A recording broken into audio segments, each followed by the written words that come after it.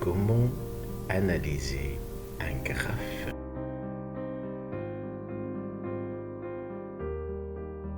Commençons par savoir comment lire un graphique. Ce qu'il faut savoir, c'est que l'analyse des graphiques ressemble beaucoup à l'analyse des tableaux, puisque la représentation graphique est généralement tirée et construite à partir des données d'un tableau. Par contre, le graphique sert à montrer les données d'une façon plus claire et permet de comparer rapidement les différents éléments et de visualiser d'une façon plus claire les variations d'un phénomène. Le graphique est composé par deux axes, un axe des abscisses et un axe des ordonnées.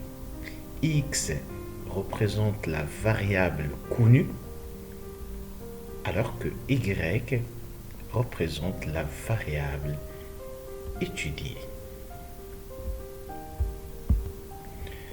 Comment se préparer à analyser un graphique? D'abord, il faut repérer les valeurs extrêmes ou bien les valeurs remarquables de X et de Y, c'est-à-dire les valeurs maximum et les valeurs minimum.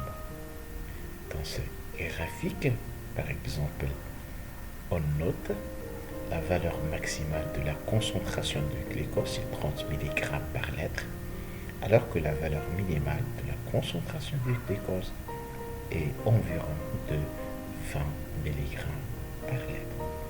Deuxièmement, il faut décomposer le graphique en secteurs par des lignes verticales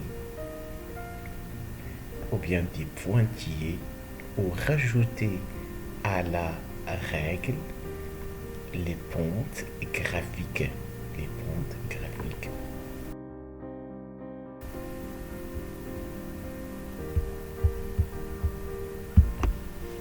Quelles sont les étapes à suivre pour analyser un graphique? Premièrement, étudier chaque secteur successivement. Deuxièmement, traduire par une phrase simple et courte la variation de Y en précisant les limites de cette variation et donner quelques valeurs chiffrées.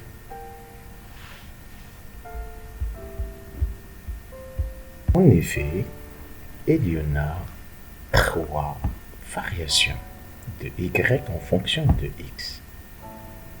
Soit Y augmente rapidement, ou bien il augmente lentement. Dans ce cas, il est strictement inacceptable de dire la courbe augmente. La deuxième variation, Y diminue soit rapidement ou bien lentement. Et il ne faut pas dire la courbe descend. La troisième variation, c'est Y reste stable ou bien reste constante en fonction de X. Et il ne faut pas dire que la concentration ne bouge pas. Maintenant, on va prendre un graphique, un exemple de graphique à analyser. Donc le graphique présente la variation de la concentration de 4 éléments en fonction du temps. Ces éléments sont glucose et l'oxygène, CO2 et l'éthanol.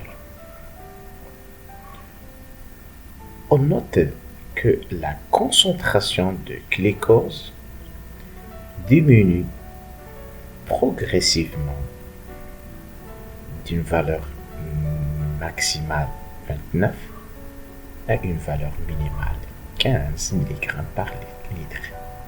La concentration de O2 diminue et devient nulle à partir de 200 secondes. La concentration de CO2 augmente progressivement de 3 à 38 mg.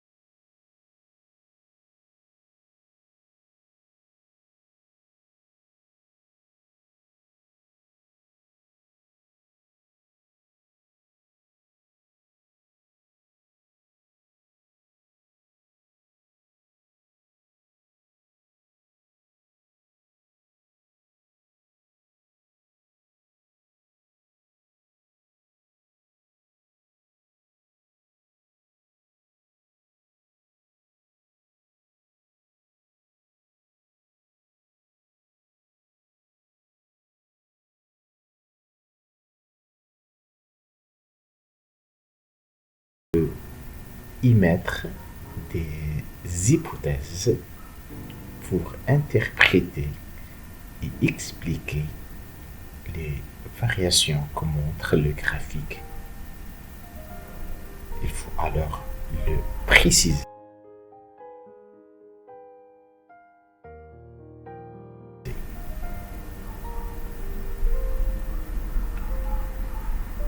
Et voilà, nous avons terminé. Merci de votre attention et n'hésitez pas de nous contacter si vous avez des questions. أقول قولي هذا وأستغفر لي ولكم أجمعين.